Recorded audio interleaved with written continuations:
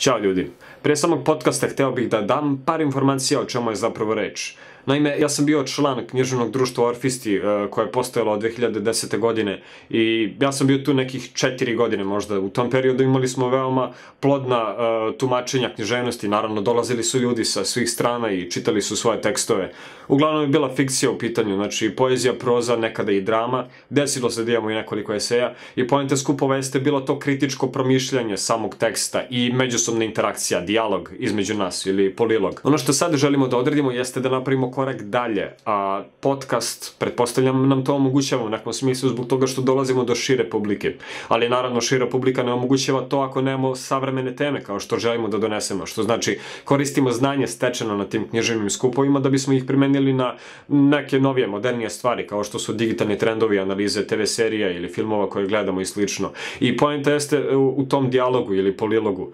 Tako da, u krajnjem slučaju, mislim da sam rekao već sve, ne bi trebalo da oduzimam previše vremena od samog podcasta, tako da uživajte, ostavite komentar i čujemo se uskoro.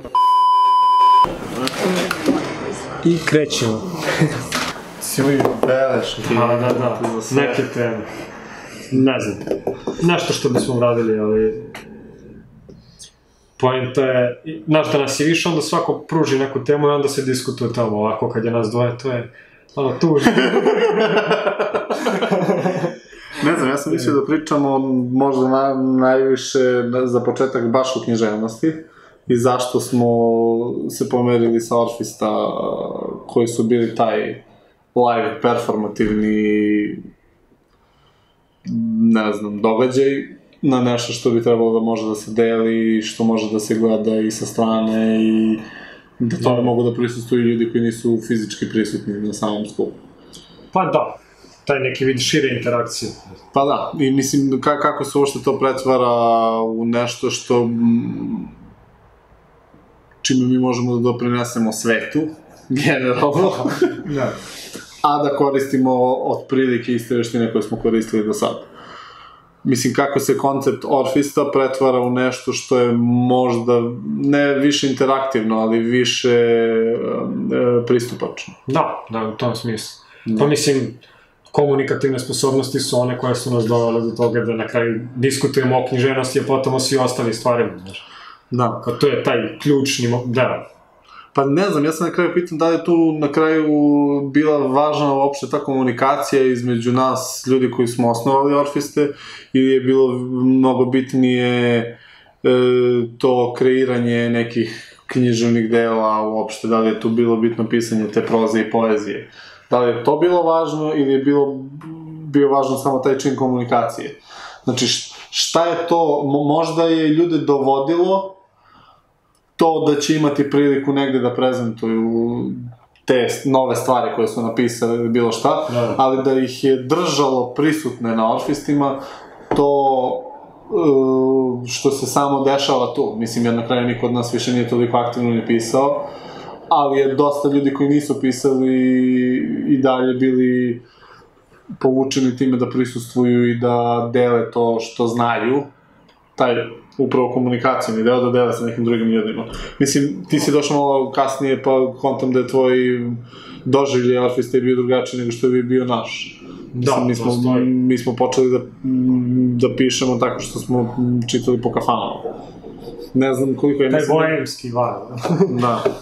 Ne znam, je tvoj, ja mislim da je tvoj prvi dolazak i bio kad smo već bili u Dečijem kulturnom centru. Ne, u Ptici, to se sećam, to je prvi skup, kad sam ja došao, bili ste u Ptici i mislim da je to posljednji put. I to je prvi i posljednji put, ja mislim da je bilo u Ptici. Da, posle toga nije bilo, posle toga, ne znam, moguće da je odmah posle toga otišli smo u Dečiji kulturni centar, ali tad se sećam, znači u Ptici spuštam se dole i bio je džez muzikica, do 10 smo mogli, što su nas isterali, kao muzičari dolaze da sviraju. I, znaš, tad su mići, ali osjeti se ta atmosfera da sam ja došao do prisustva nečemu što je već izgrađeno. I zato to možda i ovi drugi ljudi kada dođu i svi imamo naše interne fore i taj orfički diskurs koji smo oformili. I to je nešto što je zapravo isprečavalo ljude da ostanu. Neke ljude, neki su ostali, neki da. Pa moguće da je to onda to pitanje u stvari kongruencije između kao tebe kao karaktera i grupe koja se tu pojavljuje. Mislim, ne znam koliko smo mi na kraju ispadali politički nekorektni. Dobro, to je teralo ljude redovno, ali znaš šta, ako ti hoćeš da budeš deo ovoga, moraš da se ili da se prilagodiš tom ili da već razmišljaš makar na sličan način. Ali to je to, svaka grupa uvek ima neki način rezonovanja i onda privlači te ljude koji slično razmišljaju. A šta misliš da je bio taj način rezonovanja baš za Orfiste? Šta je bilo to što je razlikovalo Orfiste od, ne znam, nekih drugih književnih grupa koji su se pojavljivali? Pa imaš direktan kritički upliv u nečiji tekst i ta osoba može da dobije feedback odmah u datom trenutku kroz instant analizu. Ima dosta i toga što dolazi od improvizacije, a improvizacija zahteva da ti imaš već neko predznanje. Neku bazu znanja sa kojima radiš. Pa dobro, verovatno je zato to bilo toliko vredno. A šta od svega toga može da se prenese na novi mediji? Pa isto to da ti možeš zapravo da kritički promišljaš neko delo, bilo šta. Znači može da bude film, serija, ne znam, predstava u pozorištu i da ti imaš... Dešavanje društveno čak. Da. Jer ti onda imaš, izgradio si svoj način razmišljanja da ti u datom trenutku već možeš da iz svoje baze, razmišljanja i znanja, samo uploviš u to i kao, daš analizu, svoje mišljenje, svoj stav, sad koliko je to svoja, koliko je već izgrađeno od prethodnog diskursa Orfista koji, zadovoljili su mlade ljude, pravimo svoj kult. A bilo je, mislim, orfička sekta, to je. Kako kad sam ja došao na neko knjižno veče i kao, on je član Orfista, znate, to je jedno veoma super tajno društvo. Ja sam, ne, nismo tajno, veoma otvoreni, može svako da dođe da nas poseti. Da, pa možda i taj doživljaj sa strane, ta tajnost koja je nas okruživala, nas je možda i nagnala da sad probamo da pričamo u etar, bez možda tog direktnog feedbacka, nego da smo mi sad ti koji će biti na strani dobijenja feedbacka. Pa da, ali mislim da je to dovoljno uzajamno, znaš, da mi sada možemo da damo publici nešto i da kažemo dajte nam komentar ili ostavite, ne znam, neku preporuku ili da diskutujemo nečemu. Samo da je engaging. Da, engaging i organsko. Samo organic. Šta misliš, jesi vidio sad ove promene koje se dešavaju, ne znam da si čuo nešto o tome, o pojavljivanju Explore feeda? Ma da, vidio sam iskočilo mi odmah kao, preneli smo sve vaše stranice koje ste lajkovali ovde u Explore feed. I sada ja kao, pošto vodim tu stranicu na Fejsu, i nisam kačio ništa u tom periodu da bih vidio kakva je razlika između, ali i pre toga ja uopšte nisam imao reach, znači ako imam 500 ljudi koji me prate, dođe mi tipa 10 ljudi, kao organski reach. I to je bilo čudno, ja onda pitam neke ljude, kažu ja uopšte ne dobijam ni notifikaciju, ni iskače mi na zid, tako da to su možda neke promene koje su oni pravili dok su uskladili. Da, pa dobro, ja mislim da se Facebook sad pretvara više u ono što je neka televizija bila. Baš sinoć sam čitao neki zanimljiv članak o tome kako će Wikipedia da propadne. To je taj clickbait na Wiredu. I zanimljivo mi je bilo, recimo, kako se pominje taj pomeraj da u stvari nije internet doveo do propasti tog edukativnog potencijala, nego da se to dešava mnogo pre, jer taj Gutenbergova galaksija, taj pisani tekst, pristup uopšte razmišljanju preko čitanja i pisanja, se menja u onom trenutku kad se pojavi televizija. I samim time se taj neki, kako su oni to nazvali, mislim, taj enlightenment ideal prosvetiteljstva kvari time što se razmišljanje pomera na vizuelni mediji i onda sa tog vizuelnog medija više nemaš racionalnost, nego je mnogo prisutniji odnos prema emocijama, odnos prema tom instant zadovoljstvu, prema pobuđivanju emocije, a ne skladnom građenju teze. I onda je zanimljivo kako se u stvari na početku internet suprotstavlja tom televizijskom mediju, zato što je internet na početku bio u suštini gomila foruma, gomila tekstova, gomila pisanog sadržaja, verbalnih rasprava i onda u trenutku kada se sada internet pomera ka televiziji, znači isto kao što je bio pomeraj od knjige kao onog Makluanovog toplog medija ka televiziji koja je hladan medij. Isto tako je došla pomera i na internetu, mislim, šta je poenta članka, zašto Wikipedia propada? Zato što nema više kontributora.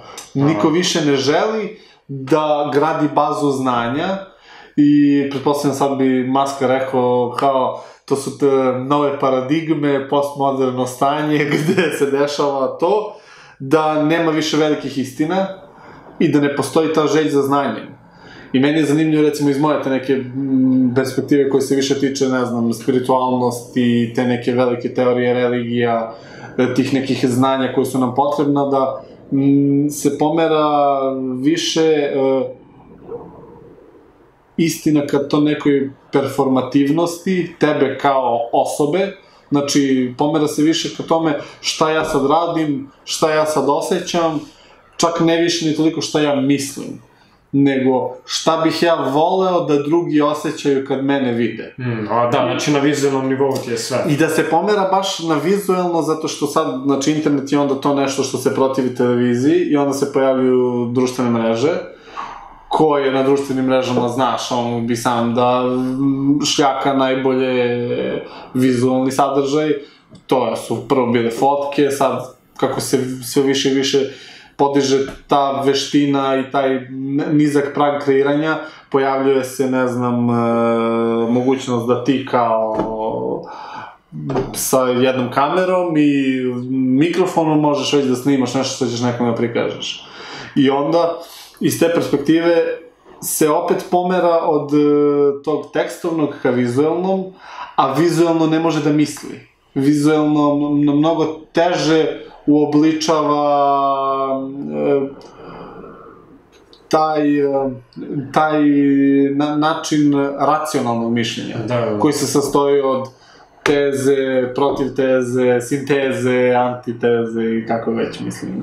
Pa, ja mislim da može da misli vizualno, ali je potrebno mnogo više da bi ti uobličio neku misao u sliku, nego što je potrebno da uobličiš u rečenicu, znaš. Aha, ali ja mislim da ne. Mislim zato što je vizualno čudan je odnos tih medija prema vremenu. Znaš, ako ti slušaš nešto, to se opet pretvara u taj televizijski hladni medij. Da ti ne moraš obavezno da učestvuješ u tome. A u čitanju ipak postoji mnogo veći taj udeo učestvovanja, jer ti moraš da budeš tu i moraš da budeš uključen mentalno u to što čitaš, da bi dobio nešto što tekst može da ti pruži. Pa dobro, ali opet ni to nije, znaš šta, evo sad možemo da se vratimo i na Platona, a uspod da uključimo i Deridu. Jer ti, šta je Platon govorio, da tekst čini to da ti nemaš interakciju, nemaš taj dijaloški odnos sa nekim, znaš, jer ti kada razgovaraš sa nekim, ti onda imaš odmah automatski feedback. Postoji nešto kao življe u toj reči, a on je prezirao za to pisanu reč. Ko Derida? Platon, a Derida dekonstruiše to njegovo, znaš. Ali kao on govori o tekstu kao nečemu što je udaljeno od istine. I onda sada po Platonu, tekst je udaljen od istine na jednom stupnju, a onda imaš sliku koja bi tek bila još udaljenija, u tom, kao tu medijsku sliku, televizijsku sliku koja bi bila udaljena. Aha, zanimljivo. Ali onda tu možda govoriš o tom kao, ipak postoji neki vid dijaloga. Ti ako imaš live stream, tebi je to dijalog, jer ti istovremeno radiš nešto i čitaš komentare, vršiš interakciju sa nekim, sa nečim. Aha, ali dobro, ali to je taj sledeći nivo, jer evo, sad u tom marketiškom kontekstu, ono što će se forsirati sve više i više je taj live stream i direktna komunikacija sa publikom, marketing se prebacuje skroz na taj consumer model, znači na direktan odnos sa potrošačima, a ne na ja sad spremam neku advertising poruku koju ću tako da šibnem u etar. Da. Pa ne mogu ni da merim to. A sad taj porast big data i to što sve može da se meri pojedinačno donosi mnogo veći zadatak s neke strane u tom marketingu i ja mislim, pošto je sad to kao moja uža oblast marketing, mada se sad opet vraćam više na taj coaching i uopšte na pomaganje. Da. Čini mi se da je mnogo veći zadatak sada na ljudima koji prave bilo kakve proizvode. I čak bio taj proizvod knjiga ili I zato mislim da je neophodno da se i mi kao neko ko je tumačio književnost pomerimo na taj jedan korak iznad i da krenemo konačno po prvi put možda da tumačimo stvarnost iz tih naših nekih jedinstvenih perspektiva koje možemo da donesemo na stol. Jer to možda može da ponudi neku, mislim, iako je paradoksalno reći, celovitiju sliku, ali pošto svakako ne možemo da damo celovitu sliku, da bar damo što više mogućih perspektiva na neke određene probleme. Mislim, zanimljivo je koliko i sve, rekli smo da ćemo pričamo možda najviše i o serijama, koliko sad i serije zavise od tog direktnog feedbacka. Da, na dobar i na loš način. Da, ima ona zanimljiva priča kako se snima South Park, da se South Park snima onih nedelju dana između emitovanja epizode i emitovanja one sledeće epizode. Ima i taj dokumentarac o tome kako oni snimaju tu jednu epizodu, ne znam da si gledao sam nekad. Nisam, ali znam otprilike, da. I onda je to, kao prvenstveno ranije ta odluka bila načinjena zbog toga da oni slučajno ne bi propustili nešto što se desilo, a moglo je da bude smešnije. Da. Što bi mogli da stavi u sledeću epizodu. Mislim, ja ne znam, ja nisam to nešto toliko mnogo baš primećivao, mislio sam da to ipak postoji... Pa znaš kako, ja mislim da oni već imaju bazu određene epizode, kao šta će bude glavni narativ, a onda na to samo priključe ostale stvari. Aha, lepe. Kao što su odradili sada pre nedelju dana, mislim, kad je bila ona epizoda kao o superherojima, koja je bila kao prequel za igru. Mislim da je bila pre 2 nedelje. Da. Sad oni su tu u jednom trenutku... Danas je nedelja... Da, izašla je jedan nakon. Ne prošle srede, nego predprošle srede. I sad u jednom trenutku kada razgovaraju sa nekim klincem kojem prete da kao ne sere o njima na društvenim mrežama, oni su bacili neku paralelu sa ovim Harvey Weinsteinom, kao taj događaj koji se desio možda 3-4 dana pre same epizode. A to uopšte nisam uspio da uhvatim. Šta je ovo ta cela frka? Je li to onaj lik koji je bukvalno seksualno maltretirao gomilu žena? Da. Mislim, on je neki izvršni direktor pičke materine, šta ga... Pa da, Weinstein, da. To je ono ime koje se pojavio na početku filmu. Da, ali nikad ne znaš šta on zaista radi, kao šta je on konkretno radi, kao stoji, tu on je neko... Producira, da. Producira on. I sada poenta je što on je bio jedan od tih imena kroz koje moraš jednostavno da prođeš, da dođeš do njega da bi mogao da se proguraš dalje u Hollywoodu. Što znači, dosta glumaca je prošlo kroz njegove ruke, čak i bukvalno. I sad, ne znam koja žena je bila u pitanju koja je kao pokrenula čitavu tu lavinu, ali kao, to je bila javna tajna Hollywooda godinama, ali kao, niko nije konkretno... To da on iskorišćava svoju poziciju da bi seksualno eksploatisao žene. Znaš, ja ne znam... Ili samo žene? Ja, koliko znam, za sad je samo žene, znaš. Ali ima i što se muškaraca tiče isto nekih primjera, sad su iskočili sa... Aha, to je ovaj hashtag koji se pojavlja, onaj... Me too, da. Pričat ćemo o tome. Ali kao, poenta kod ovoga jeste što je jedna žena, ili ne znam kako je to nastalo slučaj, koji je eksplodirao i onda su lavina drugih žena, velika imena Hollywooda. Znaš, Angelina Jolie, Gwyneth Paltrow, onda... Ko je još tu? Cara Delevingne. Mislim, iako ona kao nije glumac. Ona je modela, ali opet... Pa dobro, snimila je par filmova, kada to ne čini. Da, ona je bila kao visokobudžetna filmu. Bila je u ovom Suicide Squad, tako. I još neki film. Cara Delevingne? Da. Nije bilo u Suicide Squad. A ne jeste, glumila je onu proročicu, ne onu vešicu. Enchantress. Da. Ne, ja se sećam iz ovog sad poslednjeg filma, ovog lika Bessona. To je neki sci-fi, koji? To nisam gledao. Mada čuo sam da je onako baš... Da, propo. Kao peti element propo. Jebeš ga. Peti element najbolji film ikad. Je dobro, da, ali sad se pitaš da li je dobar film zbog... zbog samog filma ili zbog Mila Jovovich. A ima i taj nostalgični... Ja sam mislio na Bruce Willisa, ne znam. Svakom svoja. Da. I što se ovog Weinsteina tiče i sada, znaš, kao, poenta je što problem nastaje što su sad sve te glumice izašle i rekle su istinu. Ali šta će se uraditi povodom te istine? Prvo on je rekao kao, ne, ja imam problem, stvarno, sad je otišao na rehabilitaciju i kao imaću i svoju familiju iza sebe, imaću i svoju kompaniju, ovaj mu dali otkaz, žena preti da ga kao ostavi. Tako da je to taj, znaš, on je odabrao taj način nekonfrontacije. Da, opravdavanja sebe, gde on ima problem. ali onda se, kao, okej, to može da bude javna tajna, ali postoji mogućnost, sigurno, na neki način da ti odmah dođeš do rešavanja tog problema. Kao i za ovaj hashtag MeToo. Znači, tek kada se to obelodani na globalnom nivou, pojedinačne žrtve će da dođu na Facebooku i da napišu status da su one bile zlostavljene na neki način. Ne znam da li si ti vidio, ja sam ušao i ti kada uđeš na hashtag, izađe ti najpre lista svih prijatelja koji su postavili hashtag. Ja sam vidio možda 3-4 osobe kao koje su to postavili i ti kao pomisliš, ok, nisam bio svestan toga, ali što je potrebno da se nešto na globalnom nivou desi da bi ti mogao da dođeš sa svojim glasom, jer onda se tvoj glas gubi tu. Pa ja mislim da to jeste s jedne strane, a s druge strane to je taj herd mentality, znači to je mentalitet stada gde ti sad kao ne smeš da, nemaš dovoljno, ne znam, snage da možda prepoznaš neki problem dok god nemaš podršku za njega koja je javna. A onda se uvijek dešava ta frka sa pomodarstvom. Mislim da ćeš ti sad da staviš taj hashtag, a u stvari ni ne kapiraš baš čemu se tu radi i onda možda dolazi do preteranog razvodnjavanja te poruke.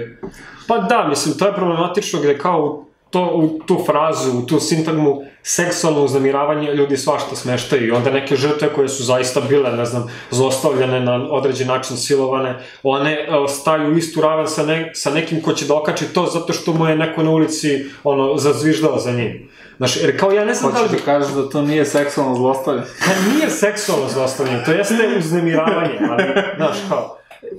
Zašto žene, da li žene smatraju da su zbog, ne znam, fizičke slabosti, iako ovde sad dolazim u veoma diskutabilne teme, ali da li zbog toga smatraju da su one ugrožene od nekog strane muškarca koji ih, ne znam, prozove ili koji im dobaci neku reč, jer kada bi muškarcu to neka žena uradila, ne verujem da bi se on osetio kao ugrožen u nekom smislu. Da, pa verovatno ima veze sa tim... A to onda nemaš ravnopravnost, makar na fizičkom nivou. I to je nešto sa čime treba da se pomerimo svi, pa čak i feminiskinje, čak i, znaš, jer kao postoje neke stvari u kojima su žene bolje, postoje neke stvari u kojima su muškarci bolji, u nekima smo jednaki. Kat! Da.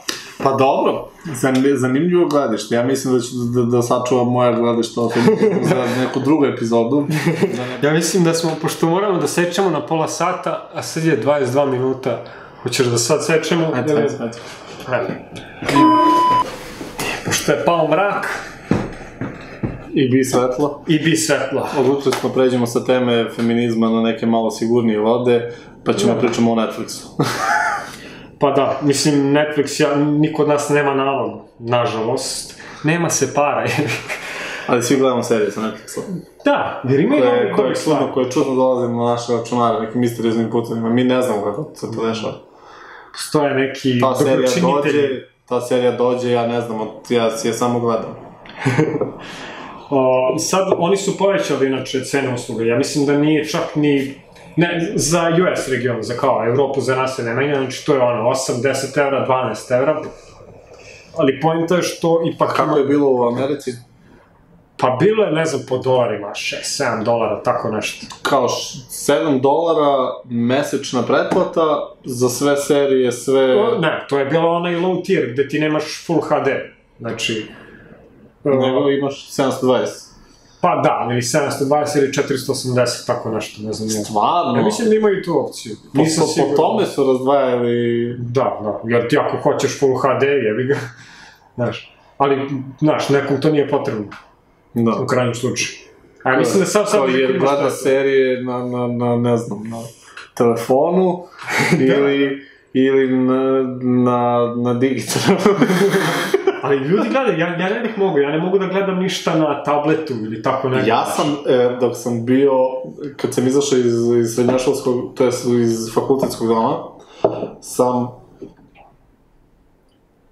živao bez laptopa, ja mislim, godinu i po dana, a sam imao nov telefon onda, kao kupio sam Samsung S3 i skidao sam na javnim Wi-Fi-evima preko ovih nedozvoljenih skidao sam serije, fajlove, bukvalno te najmanje i ja mislim da sam pogledao sigurno na tom telefonu bar 100 epizoda serije. Da, godinu i plana. I to je, kad se navikneš na taj doživljaj, gledao sam, sećam se da sam gledao Lucy, onaj film sa ovom izgubljeni u prevodu, kako se zove glumica? Znam na koju ciljaš, ali ne znam ime, ne znam. Čabe. Ubacit ćemo ono. Ime glumice je link do IMDb-a. To mi je bilo super iskustvo, recimo. Znaš, kao, pogledaš ceo film na telefonu, ono, kao, ležiš u krevetu, tužan si, sam, u nekoj iznajmljenoj sobi. Ja samo Full HD, samo stiže mi Full HD, ono, 2-3 giga epizoda Mr. Robot. Taj glas. Damn, sam, ne, to nikad nisam skidao, to mi je baš... A moraš da imaš Full HD monitor i dobar net, da ti dođe. A imaš? Pa koji je Full HD monitor? Pa imam ja, onaj moj Asusov. Pošto sam uzao prošle godine. Aha, pa ja mislim da je ovaj moj Full HD. Ne na laptopu, ali ovaj monitor jeste. Da. 1920, da. Ne znam, nikad mi to nije nešto. Pa i sad, kad gledam serije, gledam ih više preko laptopa nego preko monitora. No, ponavljam, ja sam najpravo, hoću da imam i taj doživljaj. Ali to je više samo luksuzno. Pa imam neke zvučnike koji su solidni. Tipa za 6 soma uzeo i rade stvari. A koliko? 2+1 ili... 2, samo 2. Aha, bez woofera? Bez. Nego su kao oba imaju basevi, šta? Pa da, imaju, ali ja nešto ne gotivim previše basu, stavim tek 20-30% da stoji i onda. Nego što se Netflixa tiče sad za ovo povećanje cena, oni su zapravo odlučili da donesu još 80 njihovih originalnih filmova za 2018. godinu. Što je, kad podeliš, ne znam, 6-7 filmova mesečno ili tako. Nedeljno, znači bar nekih 1,5. Da. Znaš, kao nije to loša stvar, ali se pitam opet koliko je ta hiperprodukcija, koliko će da utiče na kvalitet. Jer oni ovo što imaju sada, njihova originalna ostvarenja, neka su solidna, a neka su sranje. Većine su sranje, znaš. Gledao sam ovaj Gerald's Game, ako si čuo za to, to je rađeno po noveli Stephena Kinga. Aha. I to je o likuši koja dolazi sa mužem u vikendicu i onda hoće ono da to spice things up, znaš. On je veže ovim, kako se zove? Lisicama je veže za krevet. I onda doživi srčani napad i umre. On. A ona je vezana i ne može da se pomera. I onda pokušava da se izvuče odakle, a naš, ono, vezana je za one šipke koje kao ne možeš uopšte da se pomeriš. I kao, to je ono psihološki horor. Dobro, nije toliko horor, ali ima elemenata, znaš. Ima samo sakaćenje. Sigurno. Da, naravno. Eto, iako je spoiler, ali da se govorio tako da ima spoiler. Ali to je Stephen King, znaš, zato što vidi se tačno da je rađeno po knjizi, zato što Stephen King uvek te pravi klasične narativne, finese, znaš, ubaciti na radio na početku nešto što čuješ i što će kasnije da opali, kao Čehovljeva puška, znaš. Ili, ne znam, ostave otvorena vrata kuće, ne zatvore, pa se desi nešto, znaš, neko uđe ili... Ali očigledno je, znaš, postane očigledno, ali drago mi je što obriše pažnju na te stvari. To je ono što sam gledao njihovo ostvarenja ove godine i onaj film o anoreksiji. Tu Keanu Reeves glumi. Ne znam otkud tu, ali našao se. Glumi? Pojavio se. On je kao neki psihijatar koji konsultuje. Mislim da znam. Film je prazan, baš potpuno. Mislim, ja sam pravio video na mom kanalu o tome kako Netflix bira originale preko demografije i preko određenih tema i tu je i ona serija o samoubistvu, ona likuša koja se ubila, postavila kasete iza sebe. 13 Reasons Why. Onda imaš anoreksiji, pa onda imaš, ne znam ja. Dobro, ja mislim da su u poslednje vreme, to nije nova vest uopšte, to pomeranje ka serijama kao formatu. Mene to više podsjeća na realizam, Tolstojevski. Da. Jer Dostojevski, šta je, on beše zločin i kaznu objavljivo u nastavcima u novinama. Ja mislim da jeste, da. Mislim, meni je to... To je bilo kao Pulp Fiction njihovog doba. Da, mi je zanimljiv taj opet, baš u vezi sa onim što smo pričali, pomeranje na taj vizualni deo. Znaš, kako mi doživljavamo i te tekstove kao neke gromade koje su stvarane, mislim, jer to je ta prva iluzija nekoga ko piše, da ćeš ti nešto veliko da stvoriš na keca, tako što ćeš ti da napraviš taj brain dump i taj brain dump će da bude zlato i ti ih sad kao sereš zlato. Da, pa dosta romanopista su radili na taj način. Tristram Shandy je isto napisano, više godina. Da, mi je zanimljivo to, recimo, taj doživljaj tebe kada čitaš neko delo, naprotiv toga kako se u stvari to delo razvija i kako ono živi, jer on je onda morao da već unapred ili ima isplanirano, ili da skroz onako free flow pravi zaplet koji mi je jednostavan zaplet. Da. Pa isto je ne znam, je li verzija koju mi sad čitamo, ta verzija koja je izdavana u nastavcima, ili on na kraju to sabirao, pa korigovao... Ja mislim da je korigovao. Verovatno jeste. Da, i sređivao neke delove u radnji. Ali to isto kao sezone, kada ti imaš. I to sam baš htio da kažem, mislim, kako se sad pravi veliki prostor za mnogo kvalitetniji narativ u serijama, koji su isto sve kvalitetnije i kvalitetnije, a nekako film ostaje tu kao možda i više umetnička tvorevina, jer film moraš da gledaš u jednom sedenju i ti sve te how-to knjige o pisanju scenarija i ne znam čega ti govore baš o tome da, ne znam, scenariju mora da ima maksimum, ne znam, nekih valjda da 100 strana ili tako nešto. Ima ta neka brojka gde kada se zna da kad pređeš brojku od x strana, ti već nemaš dovoljno materijala da neko ko sedne u bioskop i ko gleda film, da može da isprati celu radnju i da može da isprati sve likove u tom jednom sedenju.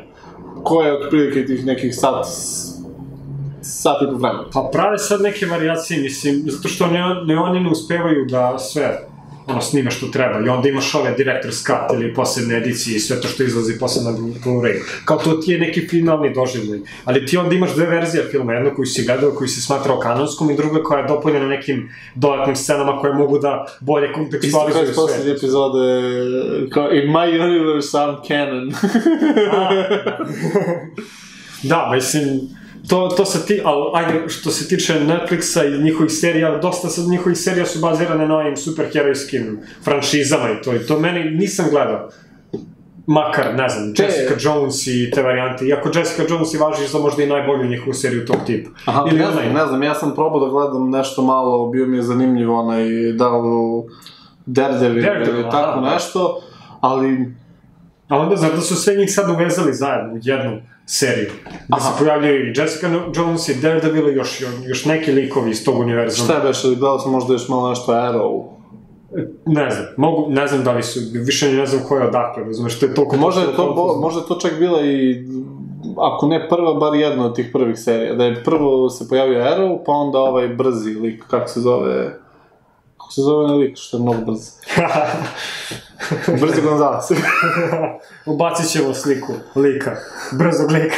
Ne znam, nisam ispratio to. Mislim, i ove sad filmove koje prave Spider-Man pa povezuju sa Avengersima, pa onda imaš Batman, pa Superman, pa sve te univerzume. Da li je to kriza kreativnosti, kada sve mora da se reciklira? Da je Đuka ovde, on bi sad rekao, vidiš, to ti je moderni mit, pravljenje modernih mitova.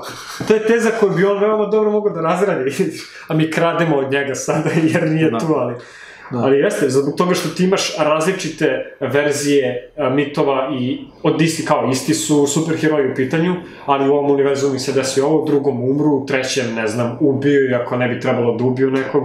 I to je cool, ali sad je već kao muža franšiza, gde ti imaš jednu kravu muzaru koju si postavio i svako od tih sisa ispraznio koliko možeš. A dobro, zanimljivo je kako se tu uklapa ovaj Guardians of the Galaxy, jer oni još nisu znali da će to postati hit. A sad sam baš nešto gledao, ja mislim da je Guardians of the Galaxy ne gledaniji, nego najveći budžet je imao, to jest najveću prodaju karata. Moguće, ali pa da. Da je najviše para zaradio na box office-u. Pa da, ali oni su više težili ka tom kao malo komičnije. Da, zanimljivo da ti sad iščupaš nekog junaka iz ne znam kog stripa tamo ko bi ikad znao za Draxa. I mislim, zašto bi ikoga zanimalo ko je Draxa? Draxa dobija svoj taj mitos i ne znam šta. Pa prave sada, ne mislim da su najavili treći deo. I treći deo... A dobro, sada ovo je Infinity War. Da će se oni pojaviti sad tu. Sa Avengersima. A ne, treći Guardians of the Galaxy, koji će da bude kao start za dalje razvoj te franšize i likova i tih njihovih priča. Odvojeni razvoj. Da. To je, ne mogu više, znaš, kao to su mape koje ja moram da sastavljam. Jedan Thanos će morati biti ubiven. Ali ne znam, to ajde nisam ispratio, o tome ne mogu baš da nešto pričam, iako zanimljivo je kao fenomen da se posmatra, znaš.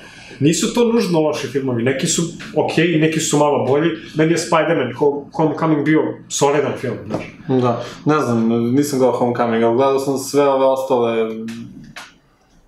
Šta nisam? Nisam gledao, ja mislim, prvog Tora, jer mi je to bilo nekako.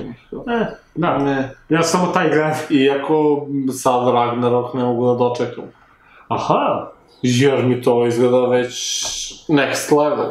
Mislim, Da. nema više toliko tog fake pristupa i te predvidljivosti, nego možeš da očekuješ, to jest ne možeš da očekuješ stvari, jer kao, aha, on se sad bije sa Hulkom u nekoj areni, negdje na nekoj drugoj planeti, kao, dobro, što god. Ispao sam iz priče, ne znam. A s druge strane, ne znam, mislim, ja nikad nisam ni volao umetnički film. Da priznamo sad. Ja volim da priznamo sad Zlatka, Da. kad gleda umetničke filmove. Što, ne možeš, teško je da napraviš, pazi, teško je da napraviš ovaj light variant. Tarkovski, Bukovski, Šepetkovski. Ne, mogu da, oni naprave meni dobru atmosferu, unikatnu atmosferu. Ali van toga, priča može bude prosječna i ljudi onda nekako više učitavaju taj film nego što zaista iz njega proizlazi. Moje mišljenje, ja sam možda površan previše, ili postao sam površan. Kao ovo je sad druga kritična tema posle feminizma. Da.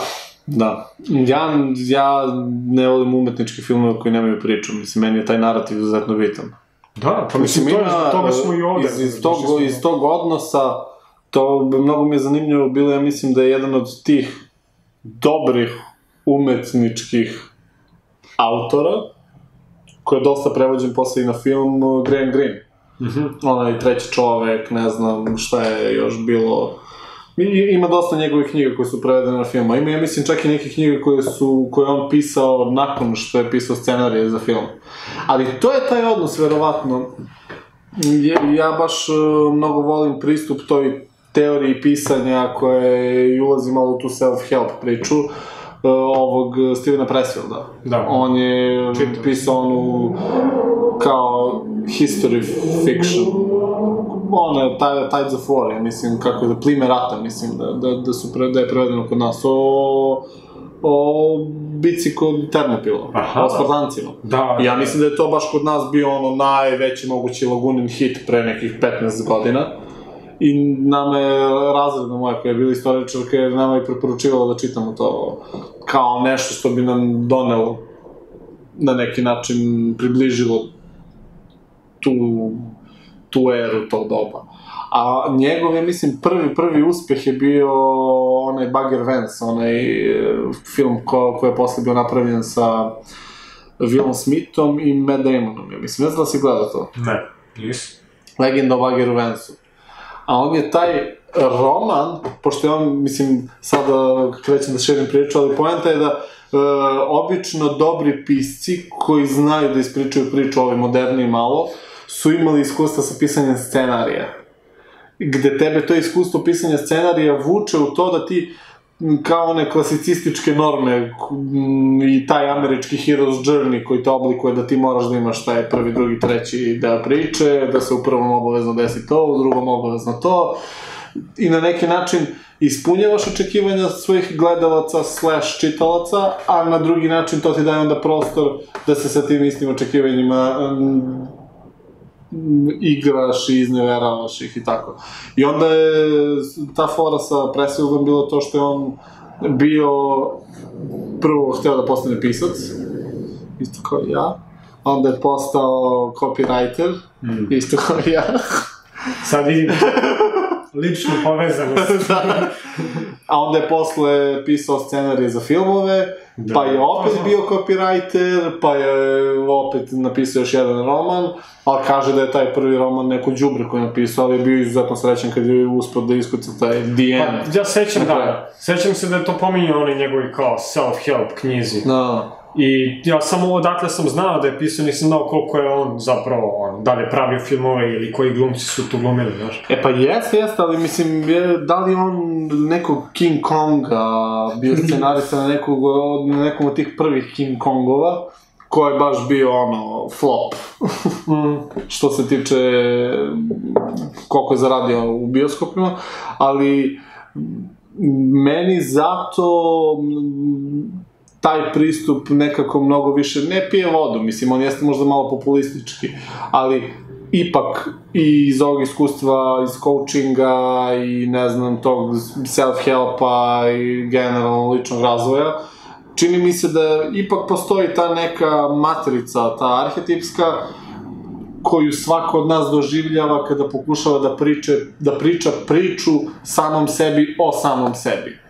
Da uvek postoje ti neki, to čupanje iz sveta koje je svakodnevica, pa neki zmajevi, neki mudri starci koji ti pomažu, da postoje definitivno ti arhetipi, mislim, i iako život nema smisla.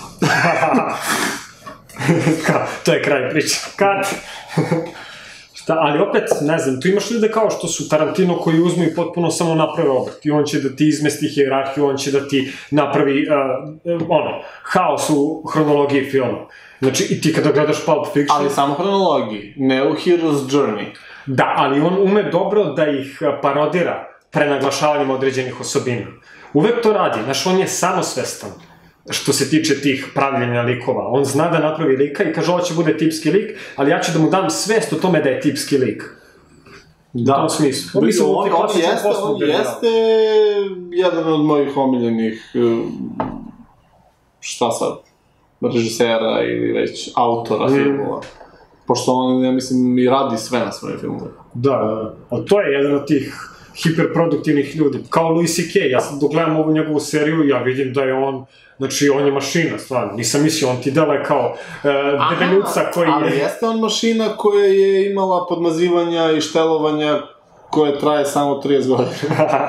Jer on kad kaže, sad baš je, gledao sam sad skoro neki njegov intervju, gde kaže, pa jeste super, ja sam sad kao uber uspešan i ne znam šta, ali u mojoj biografiji dalje postoji 5, 6, 7, maksimum nekih 10 godina uspeha do sad i onih 30 koje su bile mučenje i procenat je i dalje mnogo na ovoj strani, jer on je relativno kasno uspeo, tipa sa 40 godina, tako nešto, on sad ima blizu 50, mislim. Da, mater, ja kad sam vidio onaj njegov stand-up specijal na Netflixu, osedeo čovjek.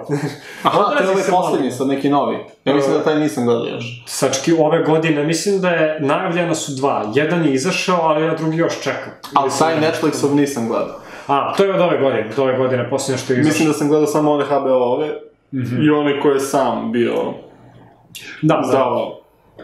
A eto, to je opet revolucija na neki način. Pa Netflix ima dosta tih kao stand-up specijala koje najavljuju, znaš. Imali su neki trailer, bio je zanimljiv zbog toga što onda ubacili su te komičare u trailere za njihove standardne serije. Znači, za Stranger Things ubacili su onog Chris Rock, ubacili su njega, ubacili su onu Ellen DeGeneres koja se pojavi u onoj seriji House of Cards. Ne House of Cards, ali ima i za tu seriju, nego ona o kraljici, neka Queen se zove, ili tako nešto. Ne znam. Pojma gledaju neku britansku kraljicu i Netflix ima originalnu seriju o njoj. Tu su ubacili nešto priča, ali kao dobar način da ti reklamiraš i te stand-up komičare i njihove specijale. Jeste, iz perspektive advertising, oni su imali, ja mislim, neki onako offline kampanje koje su bile fenomenalne, ne znam, na stanicama autobusa i tako neke zanimljive fore. Mislim, dosta oni imaju revolucionarni pristup. Ima jedan onaj članak na netu, mislim, možemo da postavimo link posle, koji govori o njihovoj HR kulturi, to jest u kulturi zapošljavanja.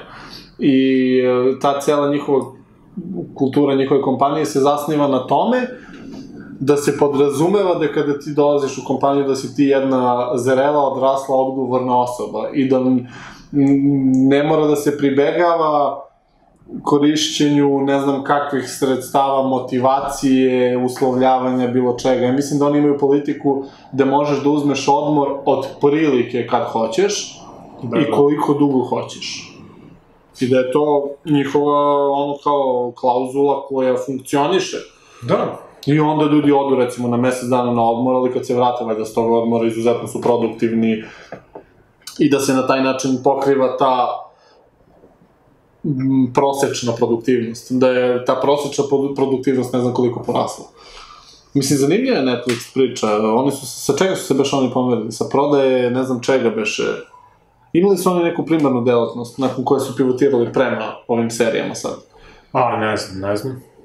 I taj koncept, mislim, kad pričamo o serijama, to je onaj prvi koncept sa House of Cards, gde se izdaje cela serija odjednom. Da. Mislim, to je opet nešto... Mislim da je to bila njihova prva kao originalna serija, da? Da, i prva serija koja je izbačena od prve do poslednje epizode isti dan. Da se binge-uje, da. Binging.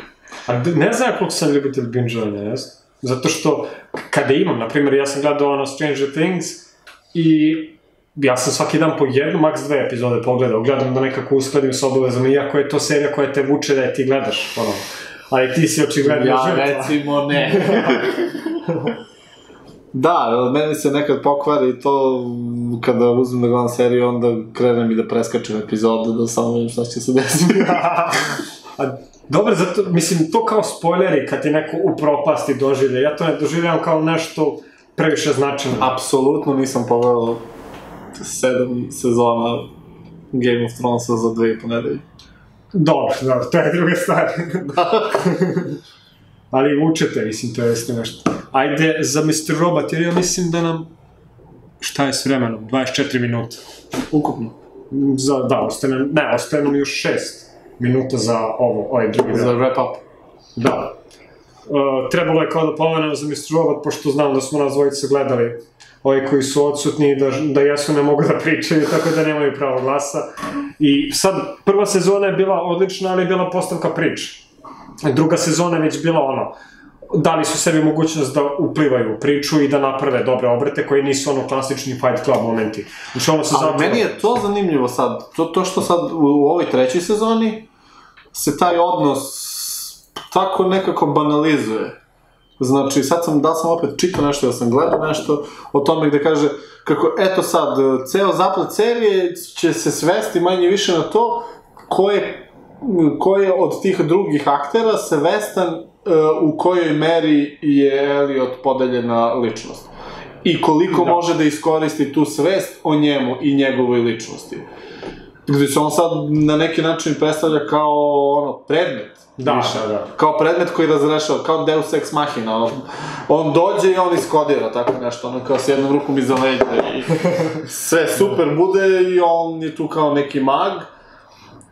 Mislim da mi to malo smeta, ali kontam da je to na neki način ipak obavezno za zaplet. Da bude neko ko je sve moguće. Na šta bih ja najviše volao, čak da ga ubiju i da se priča dalje odigrava. Znaš, nešto što su odradile serije kao što je Homeland. Ali, iako sam ja prestao da... Kakav masivni spoiler!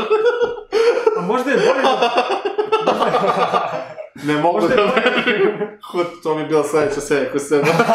Da, možda više ne. Ne znam, zato što možda i bolje da spoilujem ljudima zbog toga što kada dođeš do tog trenutka ti ima da se smoriš. Ja sam prestao gledam seriju. Posle te druge, treće sezone, kad su ubili tog glavnog lika. I ti će pozorno, ma ne, doći će on sledeće godine, ima neka fora, nemo, mrtavi, gotovo. Ali vidiš, zanimljivo je to sa ubistvima u serijama zbog toga što ako nekog ubiju, ali prikaže se da je konkretno mrtav, stoji velika mogućnost da je zapravo živ, ako je kao killed off screen. I sa ovom Johnom Velik su odradili to gotovo parodiju, gde kao prikazali su je i one, vidiš da je mrtva, ali to negde u senci, ne znaš da li je potpuno sledeća scena, lobanju i kopaju, razumiješ? To je ovo... Meni je bilo mnogo čudna ta scena, jer nešto da sam posegao da popijem sok i onda kao premotavao da vidim još jednu kako mi upucavaju u glavu, jer mi je to bilo onako savršen moment. Da, bilo dobro sam. I okrećem se, pijem sok i gledam kao neki cvet. Šta je ovo? Neki cvet, neki penis, neki cvet penis. I onda shvatiš... On mrtva. Mislim, meni je žena doktor, kaže žena, pa da, to se tako skida. To prvi put ja vidim, to je bilo... Samo ne spalite, moram si stavite u urnu. Kao i onda kada su kao skinuli njoj glavu, ona je ispod u stvari reptil. Ali ćemo da se pomerimo na teorije zavera u sledećoj epizodi podcasta. Definitivno. Verovatno kada dođe još jedna. Sad smo gotovi. Ostavite komentar. čujemo se uskoro. Možda već sledeće nedelje, nadam se. Mi smo dovoljno produktivni da možemo to da uradimo.